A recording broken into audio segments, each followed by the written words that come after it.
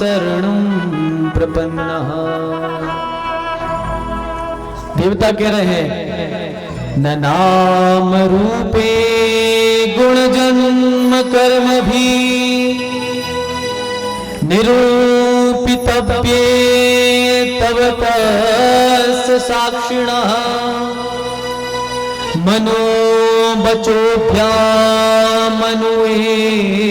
बद्मनो देव क्रियायां प्रतियं यथा हि। देवता ने ठाकुर जी की स्तुति की कि हे ठाकुर जी, आप दुष्टों का संहार करने वाले हो, भक्तों की लाज बचाने वाले हो, अब आप अवतार लेकर के आ जाओ, अब आप अवतार लेकर के आ जाओ। जब देवताओं ने स्तुति की है तो अब पवित्र भाद्रपद का महीना आ गया, कृष्ण पक्ष आ गया, बुधवार का दिन आ गया, अष्टमी तिथि आ गई, रोहिणी नक्षत्र आ गया और इतना मंगलमय संयोग जब इकट्ठा हुआ तो उस संयोग में परब्रह्म परमात्मा चतुर्भुज रूप धारण करके प्रकट हो गए। बोलिए नारायण भगवान की जय हो। जैसे ही नारायण भगवान प्रकट हुए वसुदेव देवकी जी स्तुति करने लगे। तम ध्रुवं बालकमम्बुजेक्षणा चतुर्भुजं शंख गदायुधायुधं श्रीवात्सलक्षं गलशोभिकौस्तुभं पीताम्बरं शान्द्रपयोदशोभम्। स्तुति कर रहे हैं तमद्भुतं बालकमम्बुजेक्षणं। हे नाथ, आपको हम जानते हैं, आप बढ़िया पीतांबर धारण किए रहते हैं, हाथ में शंख चक्र गदा को धारण किए रहते हैं, ठाकुर जी के हृदय में कौस्तुभ मणि है। भगवान जो कौस्तुभ मणि पहनते हैं, बताए वो कैसी मणि है? कौस्तुभ मणि में धागा नहीं रहता, और मणियां जो पहननी हो उसमें धागा डालो, या चांदी का मणवा उसमें हुक बनवा के धागा डाल के पहनो, पर भगवान जो कौस्तुभ मणि पहनते हैं उसमें कोई धागा नहीं रहता।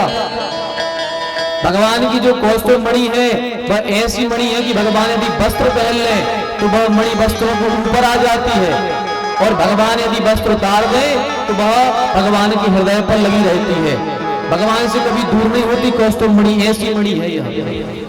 तो ऐसी कौस्तुभ मणि को ठाकुर जी अपने हृदय पर धारण किए हैं। भगवान बढ़िया पीतांबर धारण किए हुए हैं, बहुत बढ़िया स्तुति करी है।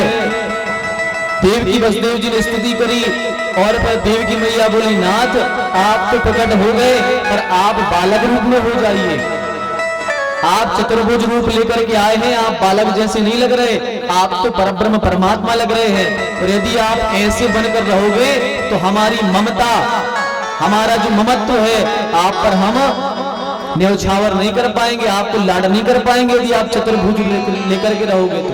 इसलिए नाथ आप तो बालक बन जाओ, हमें आपकी लीला का सुख लेना है, आपको हमें हाथों में लेना है, आपके हमें कोमल कोमल अंगों को स्पर्श करना है, आपके जो छोटे छोटे चरण हैं उनमें बढ़िया पायल पहना करके आपको हमें अपने आंगन में घुमाना है, आपके सिर पर बढ़िया मोर मुकुट धारण करना है, आपको पीतांबर धारण कराना है, आपको अपने हाथों से भोग लगाना है, अपने हाथों से मक्खन खिलाना है। आप तो छोटे बनो, हमें वात्सल्य सुख चाहिए है नाथ आपसे, हमें आप छोटे बन जाइए, आपकी लीला का आनंद लेना है, हमें आपकी लीलाओं को आंखों से देखना है। जब इस प्रकार की देवकी माता ने स्तुति करी है तो भगवान ने उपदेश कर दिया, सुनो, एक सूपे में हमको रखो, सूपे में हमको रखना और हमें रख करके सीधा नंद बाबा के द्वार पर छोड़ आना। भगवान से वसुदेव जी बोले, हम तो वैसे बंधे हुए हैं, हम खुद मुक्त नहीं हैं, आपको यहाँ से कैसे मुक्त कर देंगे। भगवान ने कहा चिंता ना करो, जिसके सर पर हम बैठ जाते हैं उसके संसार के बंधन अपने आप छूट जाते हैं। भगवान छोटे से बालक बन गए, वसुदेव जी ने सूपे में रखा और सूपे में रख करके अब जैसे ही सूपे में रखा, सर पर रखा, सारे ताले खुल गए, सैनिक सो गए, बिजली कड़कने लगी, मंद मंद बारिश होने लगी, मंद मंद बारिश हो रही है, बिजलियां कड़क रही हैं। शेषनाग ठाकुर जी का इंतजार कर रहे हैं कभी यमुना में आए। बसदेव जी ने सर पर रखा, जैसे ही बाहर आए मंद मंद बारिश हो रही है, एकदम चारों तरफ वातावरण है। जैसे यमुना जी में बसदेव जी पहुंचे हैं, यमुना जी पहले तो घुटनों तक थी, लेकिन जैसे ही आगे आगे बढ़ते गए यमुना जी गले तक आ गई। पानी गिर रहा है, शेषनाग पीछे से फल लगाए हुए हैं, ठाकुर जी की रक्षा कर रहे हैं फल से।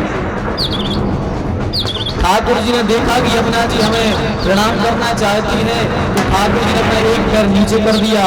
यमुना जी को जैसे ही जल में वह पैर स्पर्श हुआ, यमुना जी का जल अपने आप नीचे हो गया।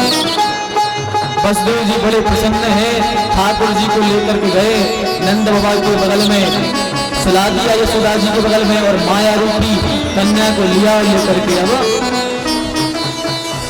कार्यक्रम में जैसे ही आए ताले लग गए, सब सिपाही जाग गए और हल्ला हो गया कि भैया स्तंभ प्रकट हो गया है।